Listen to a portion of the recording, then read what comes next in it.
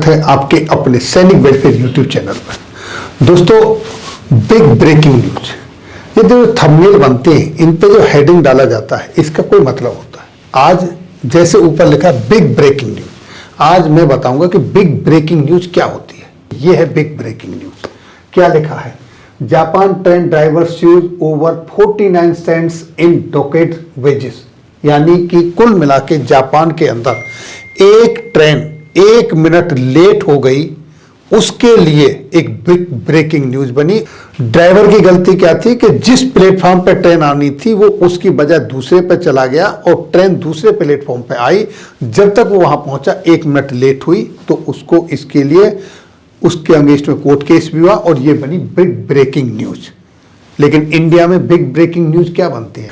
एक एक्टर को शूटिंग के दौरान अगर कोई छींक आ जाए तो वो ब्रेकिंग न्यूज बन जाती है। एक एक्ट्रेस अगर फुटबॉल को उंगली पे घुमा दे तो वो ब्रेकिंग न्यूज बन जाती है। लेकिन देश के करोड़ों सेंट्रल गवर्नमेंट एम्प्लॉइज, सर्विंग और पेंशनर, जो अपनी जवानी का महत्वपूर्ण हिस्सा यानी गोल्डन पीरियड देश की सेवा में, संस्था की सेवा में, उस डिपार्टमेंट की सेवा में लगा देते हैं जिसमें वो भर्ती होते हैं, चाहे वो सेना हो, चाहे वो रेलवे हो, चाहे वो पोस्टल विभाग हो, चाहे वो अर्धसैनिक बल हो।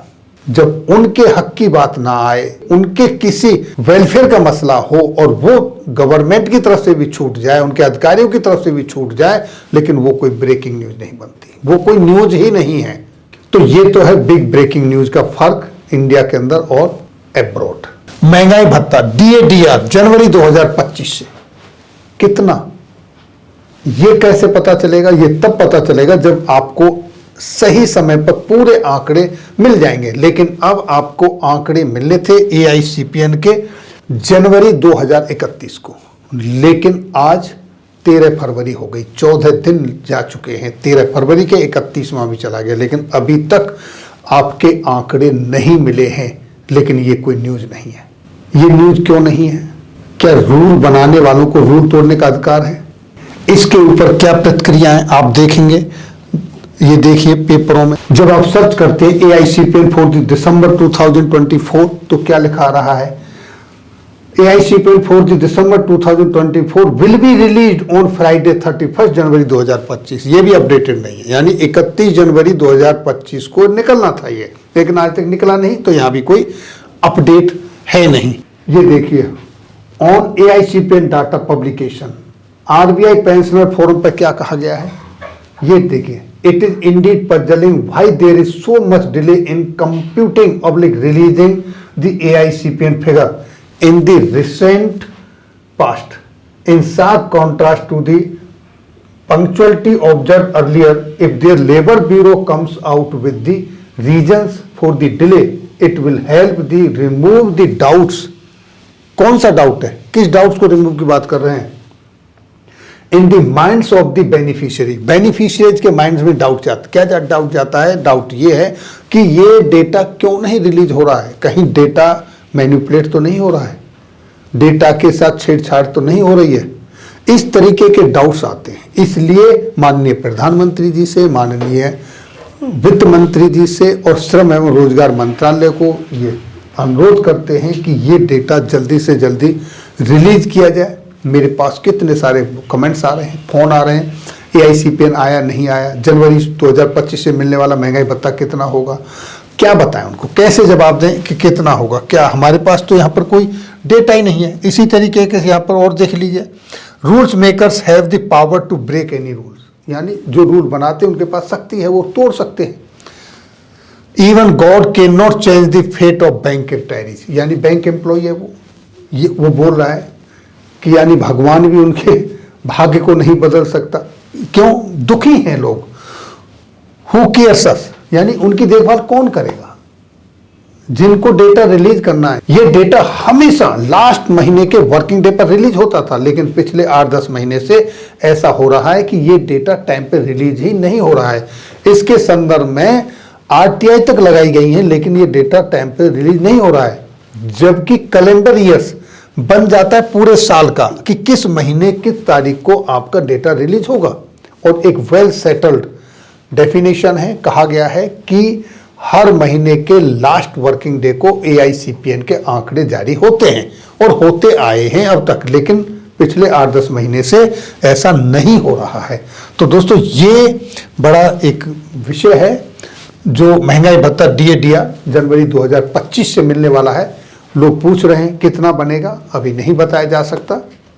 जैसे ही डेटा आएगा तो जो 7th CPC का DA कैलकुलेटर के अंदर जब पिछले पूरे 6 महीने का डेटा फीड कर दिया जाता है तो वहां से कैलकुलेट होकर पता चलेगा कि आपको जनवरी 2025 से मिलने वाला महंगाई भत्ता कितना है। वैसे सारा वर्कआउट किया जा चुका है। जितना डेटा पिछली बार था AIC पेन जो अखिल भारतीय ओगदा सूचकांक के आंकड़े जो लास्ट मंथ में थे, अगर उतने भी आते हैं तो भी आपका 3% बढ़ेगा। अगर उसमें से 0.5, 6 और 7% तक माइनस में भी चला जाता है, जैसा कहा गया है कि दिसंबर के महीने में महंगाई दर में कमी आई है, तो भी आपका 3% महंगाई भत्ता बनेगा। तो यानी उम्मीद है कि आपको 3% महंगाई भत्ता तो मिलेगा, लेकिन आंकड़े आने के बाद ही कहा जा सकता है कि वो कितना बनेगा। तो आप देख रहे हैं जिस तरीके से ये पेंशनर्स फोरम है, RBI पेंशनर फोरम की तरफ के पेज पर कहा गया है, पॉइंट उठाए गए हैं, बहुत सारा कन्वर्सेशन है, सारी चीजें नहीं दिखा सकता। इसी तरीके से जितनी भी संस्थाएं हैं, जितने भी वेलफेयर ऑर्गेनाइजेशन बनाए हुए हैं, पूर्व सैनिकों के, पूर्व रेलवे कर्मचारियों के, पेंशनर्स के, पैरामिलिट्री फोर्सेस के, जो इससे प्रभावित हैं, उन सबको लेटर लिखने चाहिए अपने अपने हेड पे, माननीय प्रधानमंत्री जी को, श्रम एवं रोजगार मंत्रालय को और वित्त मंत्रालय को, कि वो डेटा जल्दी से जल्दी रिलीज करें। मैंने भी फेडरेशन ऑफ वेटरन्स एसोसिएशन के प्रेसिडेंट अर्जुन सिंह राठौर जी से अनुरोध किया है कि वो भी अपनी तरफ से दिसंबर महीने के AIC पेन के आंकड़े रिलीज करने के लिए जरूर एक लेटर लिखें, ताकि गवर्नमेंट को पता चले कि उनके जो एम्प्लॉय हैं, जो वेट कर रहे हैं कि कितना उनको महंगाई भत्ता मिलने वाला है, कितनी उनको महंगाई राहत मिलने वाली है जनवरी से, उनको जानकारी पहुंच सके।